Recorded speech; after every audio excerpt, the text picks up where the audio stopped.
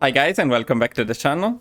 So first of all, this is my first video about Hearts of Iron after reaching 1000 subscribers, so I wanted to thank you all for being part of this project.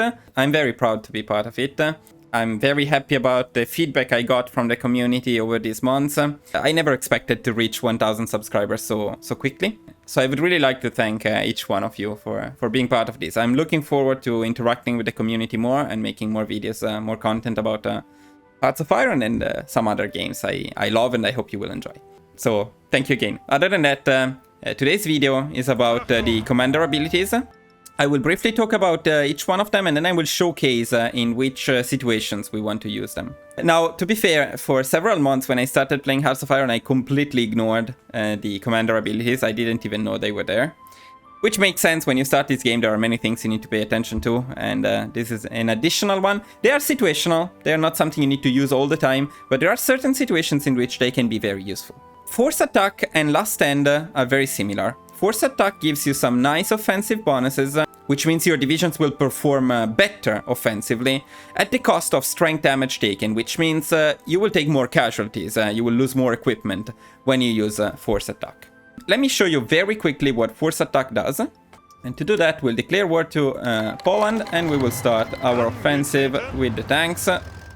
And we will use Force Attack. Okay, now let's click on one of these battles and check the stats. Now, if we go over our soft attack here, as you can see, we have a commander ability bonus plus 20%. It's one of the many bonuses we have here, but that's the one we got by using Force Attack. So we get plus 20% soft attack, plus 20% hard attack, and plus 25% breakthrough. What this means is that, of course, we have higher chances of being successful with our push. One more thing that I would like to say is I do not suggest using Force Attack in a situation exactly like the one I'm showcasing here. This is a fairly easy push. We would be able to complete this push even without Force Attack, so it's a bit wasted, not only in terms of command power that you can save for something else, but also in terms of casualties. As I said, Force Attack slightly increases the casualties you take. So the situations in which I use Force Attack the most are when I need to do a difficult push, say we're pushing in the mountains against Spain, I did it in my run with Germany, or against Italy, or during naval invasions. When in my run with Turkey, when I naval invaded Yugoslavia, and when I played as Japan and I naval invaded the Netherlands, well, on those occasions, I wanted to use Force Attack to make sure that my naval invasion would actually land, would take the port, would take what I needed to take. So my suggestion is to use Force Attack only when you really need the push done and you're not confident that push will be done without those additional buffs. Okay, now let's talk about the Last Stand commander ability. Now, Last Stand can be used in a couple of situations, but in my opinion, the best way to use it is in a situation like the one you can see here.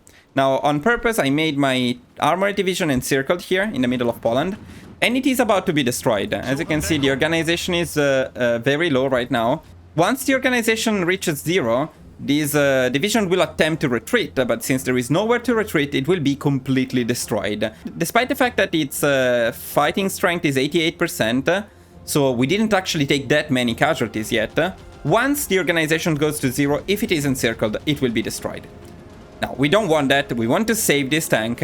Let's say that we are not confident that we will reach it before the organization reaches 0, so what Last Stand does is it gives us 7 days in which this division cannot go to 0 organization, because Last Stand decreases the organization damage taken by 100%. Now, there are a couple of ways you can do that. There is the fair and honest way, and there is the cheesy way. The honest way is to use Last Stand with your army, the army that includes that division. Now, if we do that now, it will cost us 58 command power, and of course it will apply to all of the divisions which are part of this army, all of my armored divisions.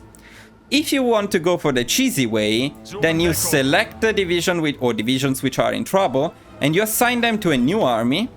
Then you give this new army a general, and at this point you can use Last Stand only with the divisions which were in trouble. In this case, it's only one division, and if we use Last Stand, it will cost us only 4 command power. Now let's go on and do that. Now, as you can see from this symbol here, Last Stand is now active on this division. which means its organization will not go down anymore. And we can now start an offensive with our other tanks to save this division. We just need to open a breach into the enemy lines and create a connection to break the encirclement. Okay, the encirclement is broken. At this point, even if the organization goes to 0, this armored division will just retreat to the next region, and it's now officially safe. So in my opinion, this is the best way to use Last Stand. But another effective way to use Last Stand is if you see the enemy is planning a big offensive. Say that with Italy you're protecting the mountains against Germany, and you see Germany planning the offensive.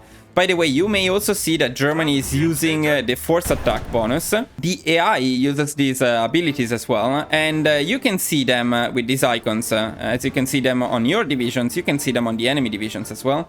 So if you see that, for example, Germany is attacking with force attack in the mountains here, you can use Last Stand on your armies defending this border to increase the chances they will protect the front effectively. Once again, you don't want to use Last Stand when it's not necessary, because it will increase the strength damage taken, which means you will take more casualties, you will lose more equipment than you would have if you defended without it successfully. Of course, if you're going to lose without Last Stand and you're going to win with Last Stand, then indeed it's better to use Last Stand. One thing that I can briefly show you here is the fourth commander ability. This only appears when you're fighting next to forts. Now, to be fair, I never use siege artillery because I tried not to push into forts in the first place. But when you really have to, then siege artillery can increase your chances of successfully push an area defended by forts. Okay, there is just one last ability to talk about, and that is the staff office plan. I rarely use this one, to be completely honest with you, because it increases the planning speed by 400%, and planning speed is very important. But if you plan things properly, you will not need this. You can just spend a few more days planning your offensive. That being said, if you're in a hurry and you really need to get your offensive planned quickly, then you can use it. Now, to showcase this, I will use my regular infantry army. I did not give them any offensive orders, so they don't have any planning at the moment. So let me give them an offensive line like this. And now, as you can see, they will earn 3.8% planning each day, up to a maximum of 36%. Now, this would take a while to start our offensive, but if we're in a hurry to attack Poland, then we can use the staff office plan. And now we gain 11.8% each day, which means that in a couple of days we will be done with our planning, and we can start the offensive. One more day and it will be completed. And now we can declare war to Poland. We can start our offensive, and I can show you what that did. If we click on any of the battles and we check it, as you can see, we have a 36% planning bonus to soft attack, hard attack, and breakthrough. So we basically get a 36% bonus to all of the relevant offensive stats. So the planning bonus is extremely important. The only thing is that you don't really need the staff office plan to get that planning bonus. You just need to spend a few more days planning. To be completely fair, the staff office plan is also a bit cheaper than the other ones. As you can see, the base cost that you pay for each battalion in your army is 0.22 for force attack and last stand, but it is only 0.12 for the staff office plan. Okay guys, this is all for today's video. Please feel free to let me know in the comments if you have any additional suggestions, if you think something can be done differently, overall what you think about these commander abilities. Also let me know if you use them, because really for several months when I started playing Hearts of Iron I completely ignored the commander abilities. So I'm curious, how many of you use commander abilities regularly, and which ones do you use the most? Other than that, as usual, thank you for watching, and I will see you in the next video. Bye guys.